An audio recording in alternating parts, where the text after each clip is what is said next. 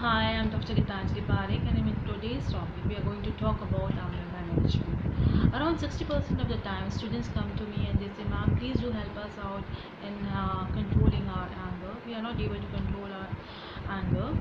Similarly, their teachers or their parents, whenever they have a chance, they just come and tell me, "Ma'am, please do help our kids in controlling or managing their anger." So, in this today's topic, I'm going to talk to you about anger management.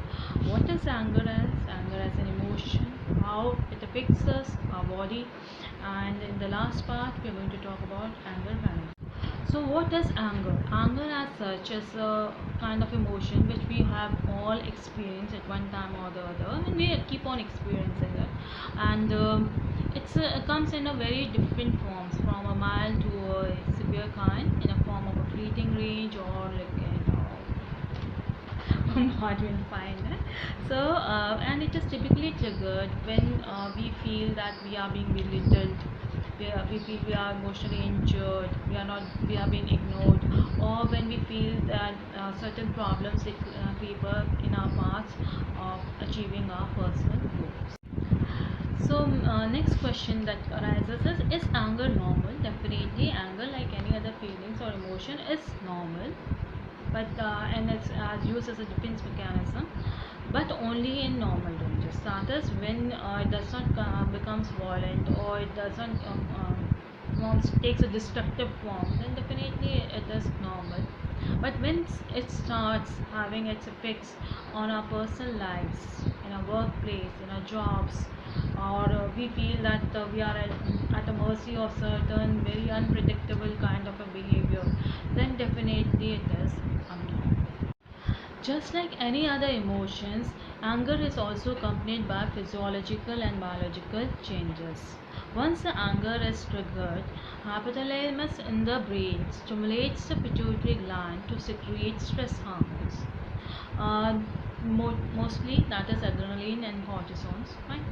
So, as a matter of fact, our blood pressure rises, our heartbeat becomes faster, our muscles becomes tense, our breathing rate rises, our pupils dilate, and we are in a fight or a flight mode, you can say. So, glucose level increases.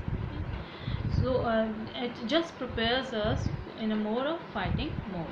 What are the causes of anger? Well, the causes of anger are external as well as internal. External causes are like when we have a fight or tiff with someone, in our relationship, fine, or we can have our bosses say something to us, supervisor say something, our teachers say something to us, or we are in a jam, we have been delayed, we are in achieving our aims. Now they are all nothing but the external causes of anger. While for the internal causes are when we ourselves worry a lot about our works, or of our personal lives, or we are thinking about some of our traumatic past events, which might trigger anger in us.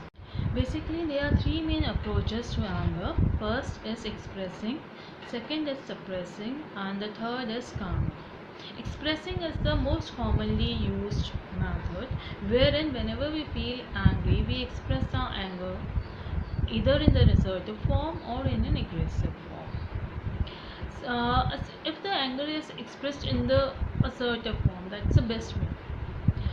Herein, we not only respect our views, ourselves, but also the other person. Aggressive becomes more violent, and definitely it has been denied.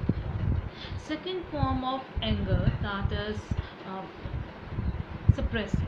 Here in suppressing, we cannot elicit our anger to everyone in the same way. We try to suppress our anger. So here the anger is being suppressed.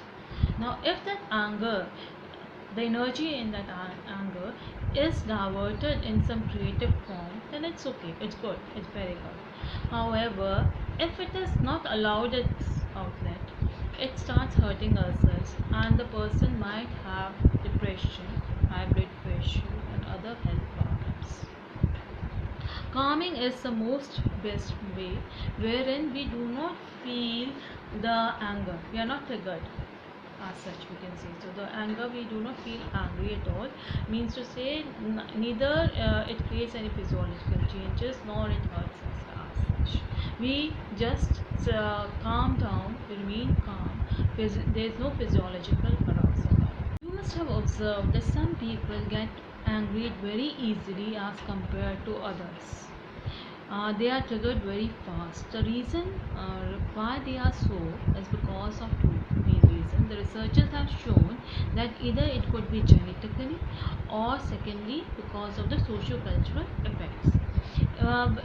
Genetically, you can find like very small kids, if they show irritation or annoyance at the slightest remark, then it is mostly because of their genetic factors. Secondly, when from a socio-cultural background, you have to say, so certain societies teach young kids to be in a more aggressive and demonstrative way.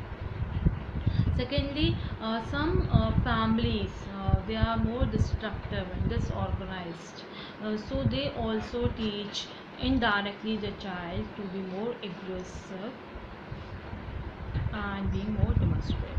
The goal of the anger management is to reduce the emotional feeling as well as the physiological arousal. You cannot change the situation, you cannot change the people around you, but you can definitely change yourself.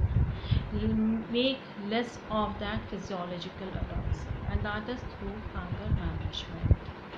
That is the main reason why anger management is required, because people are becoming too intolerant. They are not able to tolerate much, and because they do not know how to control their anger. There are certain strategies which could help in reducing the anger. First is relaxing. In relaxation, what a person does is, whenever the gets triggered, the anger is triggered, you do more of deep breathing. Fine.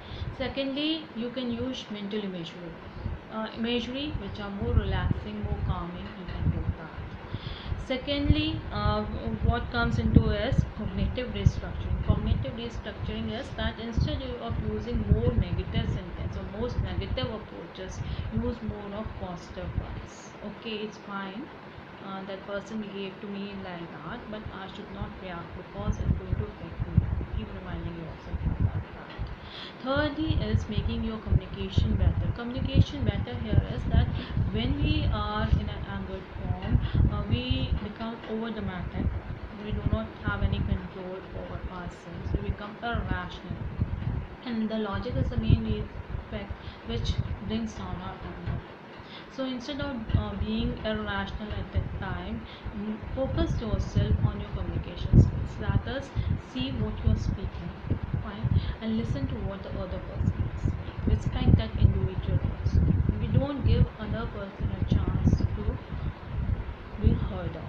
The next step is use more of humor. Humor here means to not only see in the negative form but on the positive aspect also, and use that humor to make yourself more positive.